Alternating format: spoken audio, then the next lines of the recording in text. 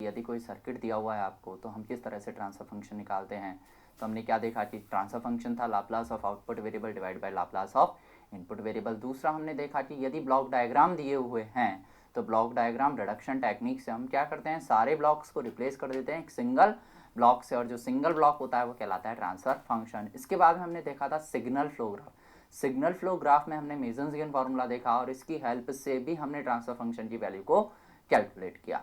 अब इससे आगे हम देखते हैं कि क्या होता है जब हम किसी फंक्शन पर या किसी सिस्टम पर डिफरेंट टाइप के इनपुट यदि दें तो उस पर उसके आउटकम पर क्या इम्पैक्ट आता है। राइट, तो हम देखते हैं अब टाइम रिस्पॉन्स एनालिसिस।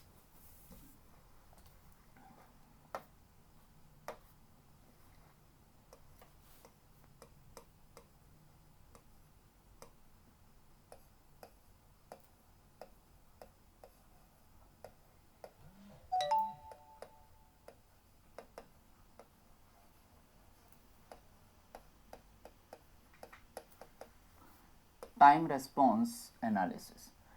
देखिए हमारे पास जो ट्रांसफर फंक्शन था, यदि हम ट्रांसफर फंक्शन की बात करें, ट्रांसफर फंक्शन था सपोज जी ऑफ एस, तो आउटकम क्या आता है हमारे पास, जी ऑफ एस ये बराबर आता है C of S upon R of S के।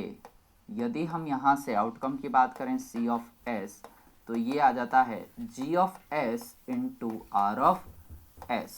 सी ऑफ एस क्या है, Laplace of output variable, G of S था ट्रांसफर फंक्शन और आर ऑफ एस था इनपुट जो हमने दिया उसका लाप्लास ट्रांसफॉर्म। राइट, तो यदि मैं इस इनपुट की वैल्यू को चेंज करूं, यदि हम आर ऑफ एस को चेंज करें तो उसके अकॉर्डिंग हमारे पास जो आउटकम है सी ऑफ एस उसकी वैल्यू भी चेंज हो जाएगी। तो अब हम देखते हैं कि हम क्या क्या इनपुट दें, उस इनपुट से सी ऑफ एस की वैल्यू किस तरह से चेंज हो रही है। तो हम सबसे पहले क्या करते हैं, टाइम रिस्पॉन्स एनालिसिस में पढ़ने से पहले हम कुछ इनपुट्स के बारे में डिस्कशन कर लेते हैं कि हमारे पास जो इनपुट हैं वो कितने टाइप के होते हैं। तो सबसे पहले हम देखते हैं स्टैंडर्ड इनपुट सिग्नल्स क्या क्या होते हैं। ठीक है,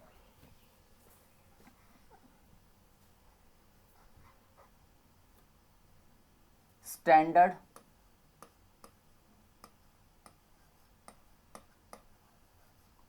इनपुट सिग्नल्स बोल दें या इनको हम टेस्ट सिग्नल्स बोल देते हैं, इनपुट या test signal.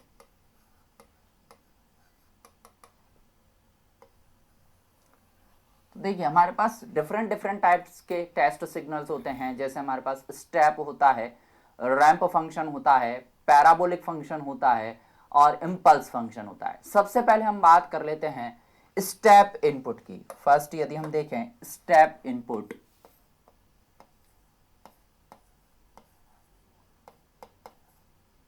Step input, step input को हम u ऑफ t से रिप्रेजेंट करते हैं।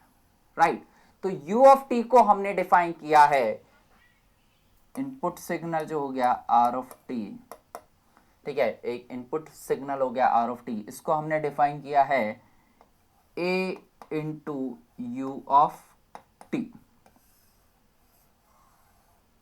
राइट, a कोई भी एक कांस्टेंट हो सकता है, इसकी value 1 2 5 10 what ever the value.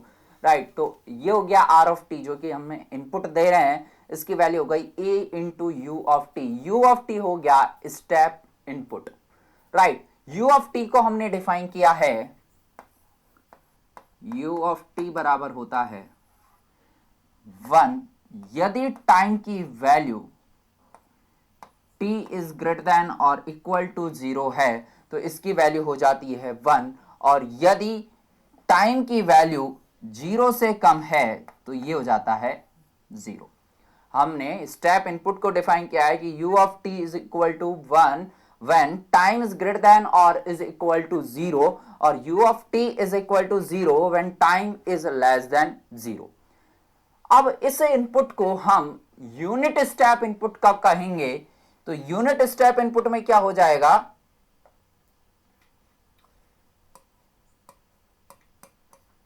Unit step input की यदि हम बात करें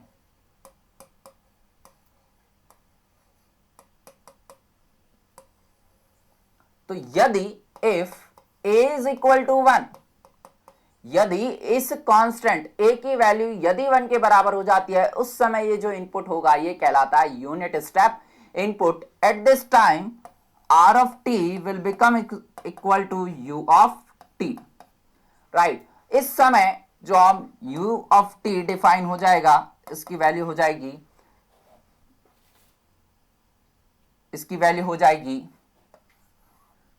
1 if t is greater than or equal to 0 और 0 if t is less than 0, right. तो ये हो गया u ऑफ t, वही सेम चीज, राइट। तो यदि इस इनपुट को मैं a से मल्टीप्लाई कर दूं, सपोज इसको हमने a से मल्टीप्लाई कर दिया, तो ये जो कांस्टेंट 1 था ये भी किससे मल्टीप्लाई हो जाएगा, a से। बात आ रही है समझ में? तो ये हो गया step input r of t is equal to a into you of t, a into you of t, a यदि t इज ग्रेटर देन और इज इक्वल टू 0 और 0 when t is less than 0। Unit step input कब बन जाएगा, जब a की वैल्यू 1 के बराबर हो गई, उस समय ये जो फंक्शन है यही बन जाएगा यूनिट स्टेप इनपुट, और ये डिफाइन हो जाएगा u of t is equal to 1 when t is greater than और इज इक्वल टू 0 और 0 when t is less than 0। यदि मैं इसका ग्राफ देखूं तो ग्राफ किस तरह से होगा इस फंक्शन के लिए, यदि ग्राफ देखें हम जनरल जो स्टेप फंक्शन है उसके लिए, यदि हम ग्राफ देखें, ये हो गई टाइम एक्सेस t, राइट। तो ये हो गया, यदि टाइम की वैल्यू ग्रेटर देन और इज इक्वल टू 0 तो इसकी वैल्यू हो जाएगी a के बराबर, ये हो गया एक कांस्टेंट कोई a।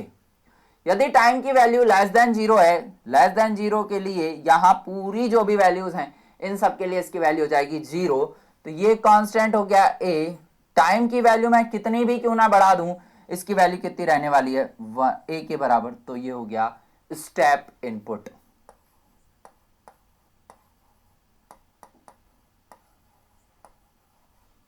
ये हो गया स्टेप इनपुट। इसी तरह से यदि हम यहां ग्राफ देखें तो ये ग्राफ हो जाएगा, ये हो गया टाइम एक्सेस। यदि टाइम की वैल्यू ग्रेटर देन और इज इक्वल टू 0 तो इसकी वैल्यू होगा यूनिटी 1, और यदि टाइम की वैल्यू लेस देन 0 तो इसकी वैल्यू हो जाएगी 0। ये हो गया unit step input.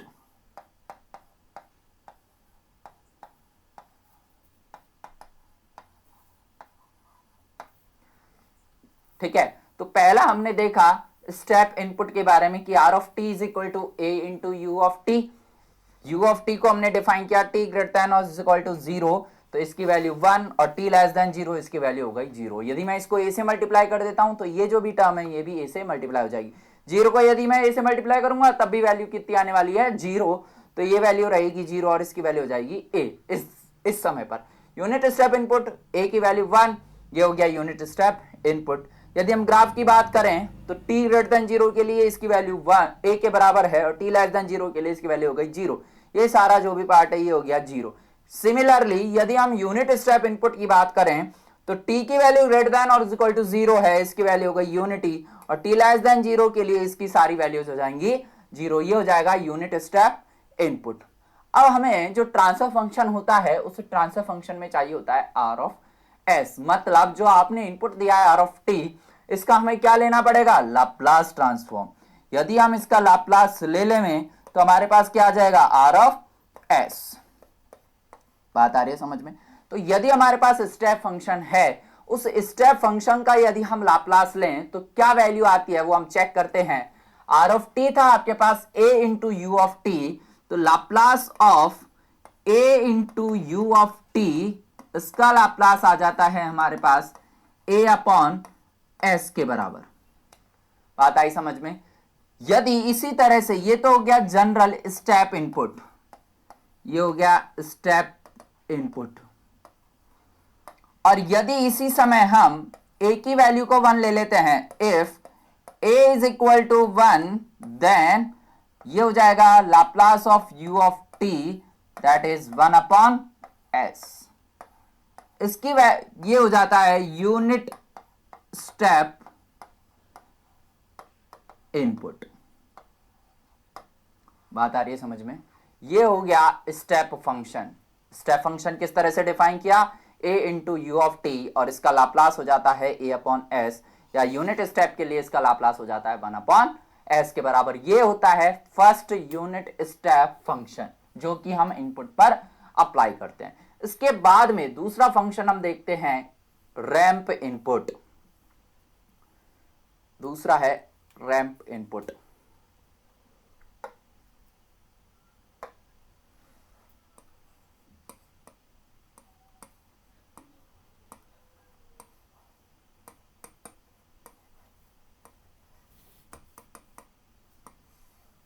Ramp input को हमने डिफाइन किया है r of T is equal to A into t, कब? जबकि टाइम की वैल्यू ग्रेटर देन और इज इक्वल टू 0, और this is equal to 0 when time is less than 0। समय की वैल्यू यदि 0 से कम है तो ये हो जाएगा 0, और यदि समय की वैल्यू 0 से ज्यादा है तो इसकी वैल्यू आ जाती है a इंटू टी। ये हो गया रैंप इनपुट। ये स्टेप यूनिट रैंप इनपुट कब बनेगा? यदि हम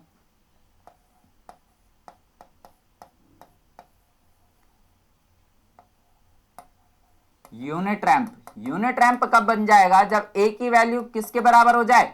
1 के बराबर, राइट। तो इस समय ये फंक्शन हो जाएगा r of T is equal to t when t is greater than और इज इक्वल टू 0, और 0 when t is less than 0। इस समय ये फंक्शन कहलाता है यूनिट रैंप इनपुट। अब यदि हम इसके ग्राफ की बात करें तो ग्राफ किस तरह से आएगा? इसका यदि हम ग्राफ देखें तो हमें पता है यदि मैं आर ऑफ टी और टाइम एक्सिस के बीच में ग्राफ बनाऊं तो ये बिल्कुल एक y is equal to m x वाली इक्वेशन है। यदि ये y is equal to m x वाली इक्वेशन है तो इसका ग्राफ बनेगा बिल्कुल straight line passing through the origin, right.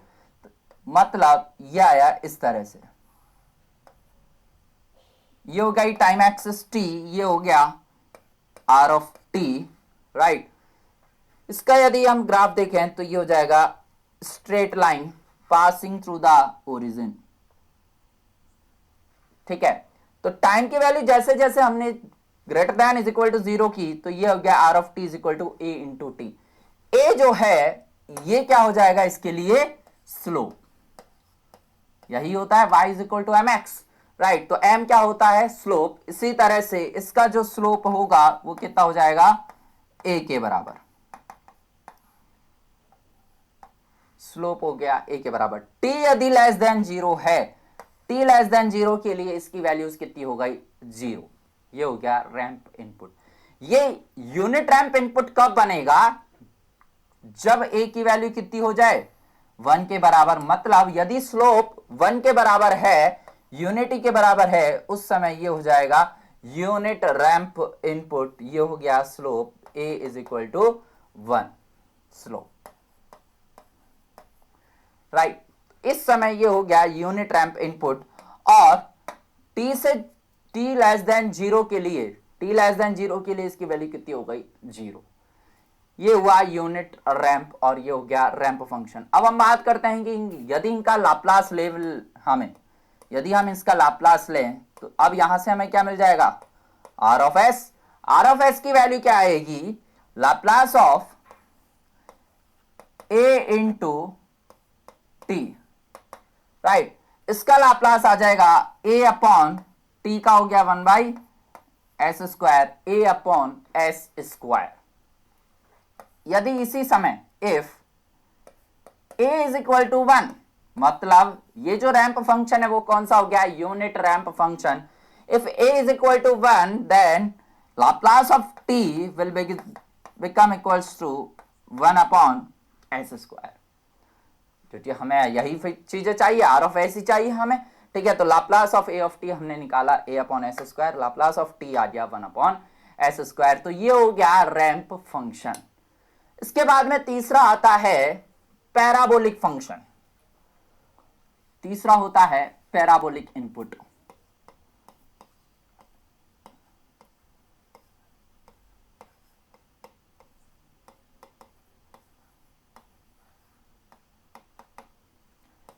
Parabolic input ये हो गया are of T is equal to A into T square by two. R of t parabolic input को हमने डिफाइन किया है, r of T is equal to A into T square by two when t is greater than और is equal to zero, और this is equal to zero when t is less than zero. ये हमने define किया है parabolic input को। ये parabolic input unit parabolic input कब बन जाएगा?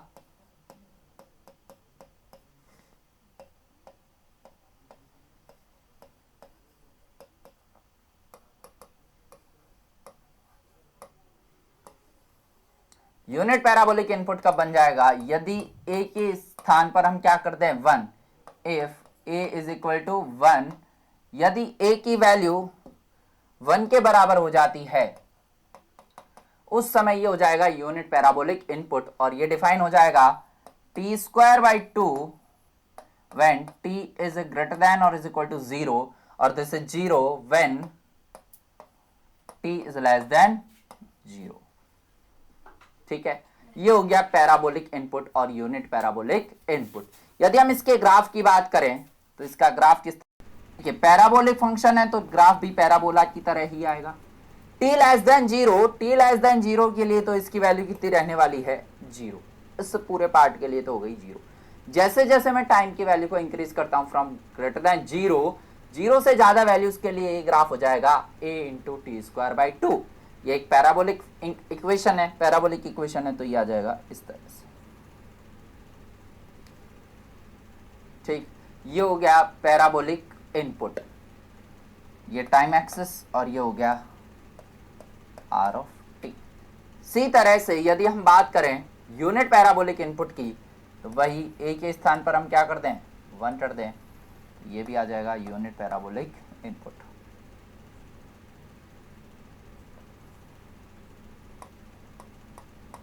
इन सभी वैल्यूज के लिए इसकी फंक्शन की वैल्यू हो गई जीरो। ठीक है, ये हो गया यूनिट पैराबोलिक इनपुट। देख, यदि मैं t बराबर 1 ले लूं, यदि सपोज t की वैल्यू 1 के बराबर है, t is equal to 1 second, यदि t की वैल्यू 1 के बराबर है तो r ऑफ t की वैल्यू कितनी आ जाएगी? a by two. मतलब यहां हमें जो आउटकम मिलेगा वो हो जाएगा a बाई टू।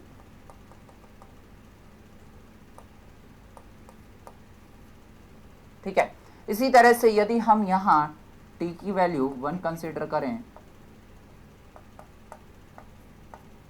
तो आउटकम मिल जाएगा हमें। देखिए, अब हमने क्या किया, एक 1 ले लिया, t भी 1 हो गया, तो ये आउटकम हो गया 1/2। इस तरह से हमें आउटकम मिल जाएगा। अब हम इसके लाप्लास की बात कर लेते हैं। तो यदि हम Laplace of a into T square by two करें, Laplace of a into T square by two, तो ये वैल्यू आ जाती है a अपॉन एस क्यूब के बराबर।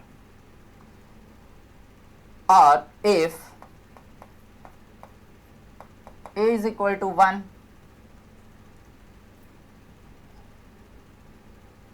if a is equal to 1, then Laplace of t square by to, ये value आ जाती है 1 अपॉन एस क्यूब के बराबर। ठीक है, ध्यान रखना है हम यहाँ बाई टू को साथ में लेके चल रहे हैं। ठीक है, यदि ये बाई टू नहीं होगा तो ये 2 से मल्टीप्लाई हो जाएगा। इस चीज़ का ध्यान रखना है, यहाँ गलती होती है, इस चीज़ को अंडरलाइन कर लेना है। हम क्या कर रहे हैं, a by to T square का यदि हम कर रहे हैं तो ये आता है a अपॉन एस क्यूब। यदि ये सिंपल a होता तो इस समय ये आ जाता 2a upon S cube. Similarly यहाँ हमने किया टी स्क्वायर बाई टू का, ये आया 1 अपॉन एस क्यूब। यदि ये सिंपल टी स्क्वायर होता तो ये आ जाता 2 अपॉन एस क्यूब। राइट, ये हो गया तीसरा फंक्शन पैराबोलिक इनपुट। एक और इनपुट होता है हमारे पास में, वो कौन सा होता है? Impulse input.